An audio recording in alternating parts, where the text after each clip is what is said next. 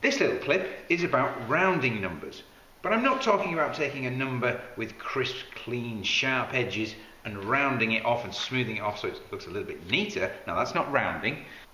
Instead, rounding would take a number, often with lots of decimal places, chopping off a little bit and manipulating what's left. So in fact what we're dealing with is still pretty much the same number, but it's a little bit easier to understand and use. So how do we? We can't just chop off that bit and forget about it. Instead, there are certain rules that we have to follow.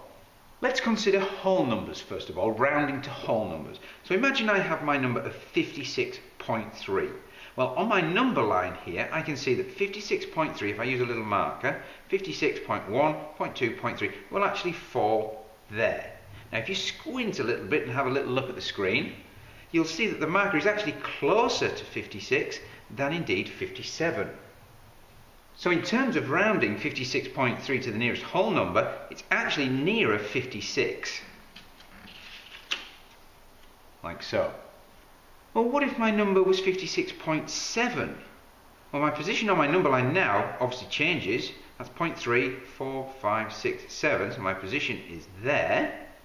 Well, in fact, the marker is closer to 57 this time. So in terms of rounding to the nearest whole number, it will be rounded to 57. A sticking point comes then if we have something like 56.5, and in fact my position on the number line is exactly halfway between the two. But which way do we go? Do we round down or do we round up? Well, actually in mathematics it's considered that we should always round up. So in the case of the halfway point, we round up. So in this case it would be 57. Then we need to be more accurate than just rounding to whole numbers, and you may be asked to round to something like 1 decimal place. This is sometimes shown as 1 dp. Indeed, it may be 2 decimal places, 2 dp, or 3 decimal places, and so on. So how do we go about doing it? Well, imagine that I get this as my answer on my calculator, and I've been asked to round it to 2 decimal places. How do I do that? Well, because I've been asked to round it to 2 decimal places, this is my cut-off point. My answer will have 2 places of decimal. But I can't simply cut this off and just forget about it. I need to apply the rules.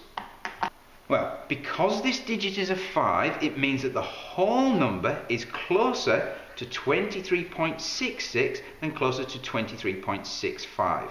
In fact, my rounded answer will be 23.66. Have a little go with this example, but this time I'd like you to round it to 3 decimal places. Pause the clip and see what you get. How did you do? Well, 3 decimal places, 1, 2, 3. This is my cut-off point. Managing as best I can. Here we go. Now, because the 2, well, it's less than 5, so in fact it doesn't influence this. It's important not to round this down to a 3, it remains as it is. So this number rounded to 3 decimal places, I can discard that.